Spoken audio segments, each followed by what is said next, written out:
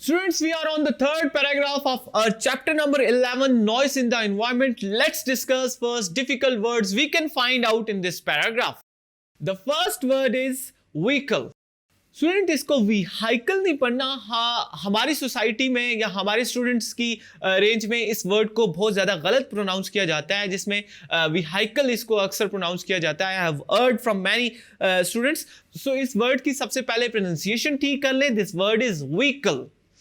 Vehicle, vehicles बोलते हैं automobiles, गाड़ियों को। ये जो गाड़ियां बाहर चल रही होती हैं इनको हम व्हीकल्स बोलते हैं। Then we have honking. Honking बोलते हैं हॉर्न, हॉर्न बजाने को। जब आप हॉर्न पे हाथ रख देते हैं, वो जो अनवांटेड साउंड उससे क्रिएट होता है, that is honking.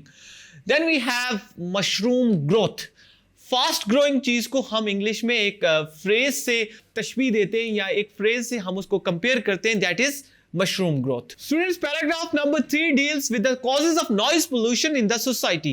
According to the writer, noise pollution is caused by road traffic, construction site, careless use of electric appliance, यानी कि टेक्नोलॉजी का यूज और use of loud speaker in many places all around the society.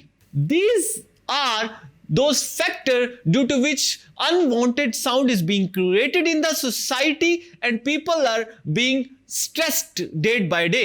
Transport source such as vehicles, airplanes, trains, ships, this kind of noise is already proven to be very dangerous for human health. शहरों में आबादी के इजाफे की वजह से गाड़ियों की तादाद में बेतहाशा इजाफा हो चुका है, जिसकी वजह से इंसानों में दिमागी यानी मेंटल स्ट्रेस का बायस बनता है ये नॉइस, और बाद में इंसानों को बहुत सारी मेंटल यानी कि दिमागी बीमारियों का शिकार भी कर देता है। शहरों में ड्राइवरों का बेजा हॉर्न बजाना, वो एक दफा हॉर्न पे हाथ रख देते हैं, उसके बाद वो हाथ उठाते ही नहीं है, जिसकी वजह से एक निहायत ही अनवांटेड साउंड क्रिएट होता है जो हमारे हेड के लिए बहुत ज्यादा स्ट्रेसिंग होता है।